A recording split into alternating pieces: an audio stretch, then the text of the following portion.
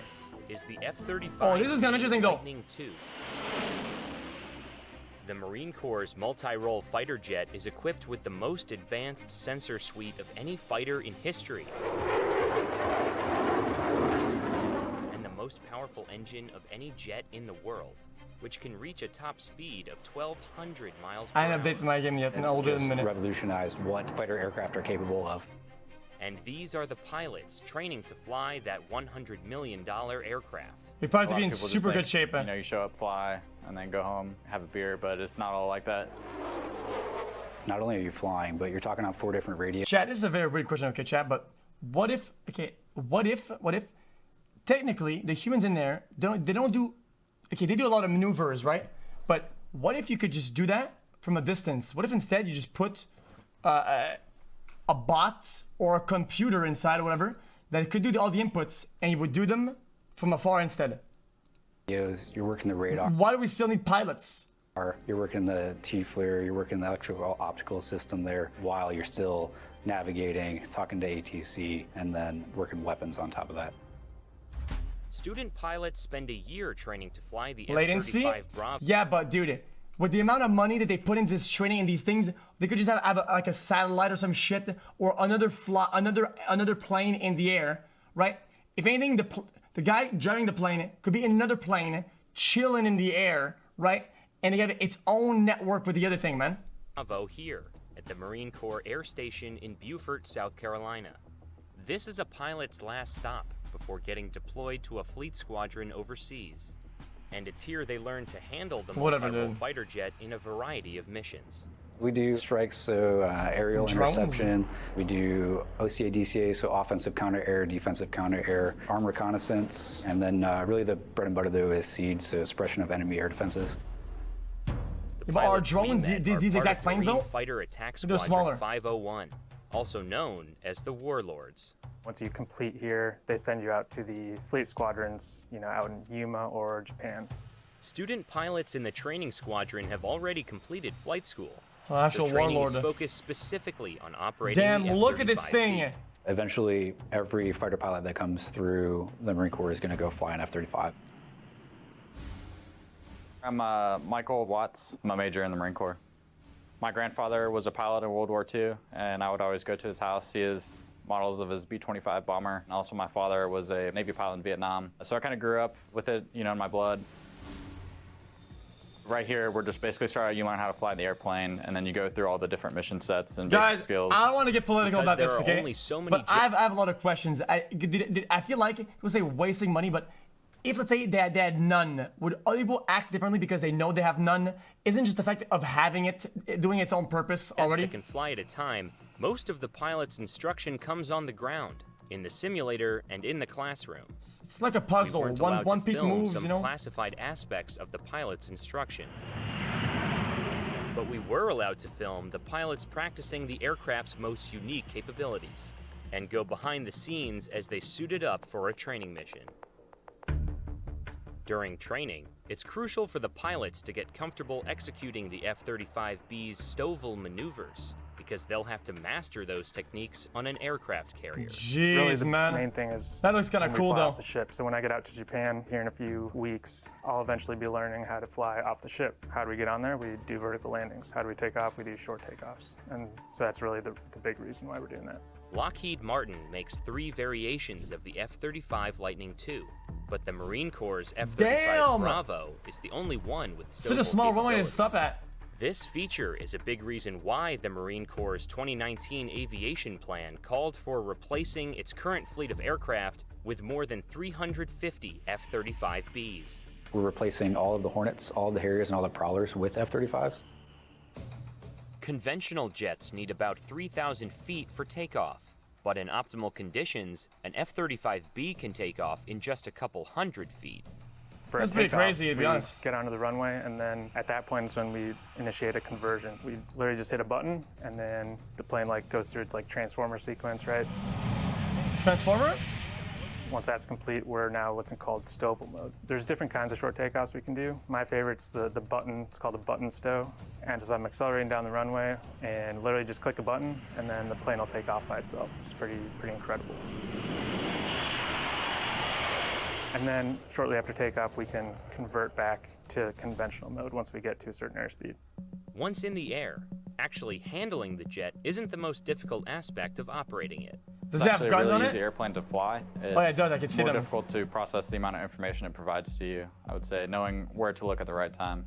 The student pilots already have experience flying jets, so much of their training is focused on utilizing technology unique to the F-35B. A lot of the difficulty is trying to absorb all of the information the jet's given you, operate all the sensors and the systems at the same time, and fly. And really, that's probably the number one struggle. That is way Once too. the That is practice way too mission dangerous, is though. complete, pilots must take on another of the jet's unique features: executing a vertical landing. Having never done it, it was an experience. My brain telling me not to slow down because in the Hornet, slow down, that meant you're going to fall out of the sky. It's a normal approach to landing, like as if you're going to the runway, right? And then you're going to level off and then set a certain ground speed. And then at a certain distance from the pad, you're going to start a deceleration. And all that is just a click of a Crazy button. they can even and then do from that. there, you're making sure that you're centered on the pad. Then you just push forward on the stick and then descend right onto the pad. Yeah, look bugged. I would say the first time doing a vertical landing in the F-35B is pretty crazy. You practice it a lot in the sim. You do it, dozens of times in the simulator. But the first time you do it in the plane, just slowing down for the first time like that and hovering over a pad with over 30,000 pounds of metal, 150 feet in the air is pretty neat. Usually you have like the world kind of coming at you when you're flying, right? And so you're kind of sitting there, just like I thought looking that they were gonna outside, show as if you're, like, in the a machine tower or that something, spins. and you trust that you're fine there, that you're still flying. Before stepping foot in the cockpit, student pilots need to familiarize themselves with the gear needed The to operate centrifugal the machine or whatnot. F-35B, starting with their anti-gravity suit, which helps prevent them from losing consciousness while operating the jet. It's a fabric material that has bladders inside of it. The and G whenever machine. you pull G, it uses pressure from the engine to inflate, and then it prevents your blood from pulling down to your legs, and it pushes it up to your abdomen as much as possible. Yeah, so you don't gray out Each or whatever. pilot's Right? G-suit is custom made to fit perfectly around their lower body. And then we have a flight jacket that we put on, and it has a bunch of survival gear. The pilot's flight jacket is filled with a multitude of survival tools in the event that they have to eject from the aircraft, including a flare, emergency strobe light, compass, survival knife, extra water, whistle, radio, and an oxygen mask. They have a code card for hand and arm signals. That's pretty crazy. Just signal search and rescue, basically. Then they have a signaling mirror. Just signal the aircraft with just a mirror and a reflection. Some less conventional survival tools are supplied by the pilots themselves. I always try to take my wallet in case I have to land somewhere else other than back here. That's happened to me before. You land somewhere and you have to stay the night, you don't have any wallet or phone or anything, which is kind of difficult. So definitely take my wallet with me every time. In the event the pilots have to eject from the jet, This their guy. flight jacket is embedded with a unique safety feature. There's arm restraint lines that are routed throughout the jacket. When you eject, they pull your arms basically in towards your body. You're basically ensuring that your arms aren't going to get flailed out into the wind. The jacket is also equipped That with a is so flotation scary, device dude. in case the pilot has to eject over a body Chat, of water. I'm pretty sure, I'm pretty sure even if they eject successfully, they still suffer some, pretty big bodily damage, don't they? So as soon as it touches the water, it will inflate the entire jacket, so they don't have to do anything if their arms are broken. It's not a free win. They still get clapped. Last but not least, the pilots learn to utilize the most technologically advanced piece of equipment, their $400,000 helmets. Each helmet is custom fit to its wearer, based on a 3D scan of the pilot's head. It's also equipped with noise-canceling headphones, night vision, and a forward-facing camera that records each how much was that? $400,000? flight. The pilot's heads-up display is projected directly onto their visor, rather than on the glass at the front of the cockpit, thanks to two small projectors inside the helmet. This allows the pilot to easily view key data, such as altitude, airspeed, and direction. Since the jet is able to help us so much, really flying should be second nature. That way you can focus on all of the information that the jet's given you. That is Finally, correct. the F-35's distributed aperture system creates a 360-degree view of the jet's surroundings by stitching together feeds from 6 cameras mounted on the plane, enabling the pilot to see through the base and walls of the aircraft. Jesus! That's crazy! I think a lot of people That is underestimate crazy. the amount of work it takes to become a pilot, and a fighter pilot specifically.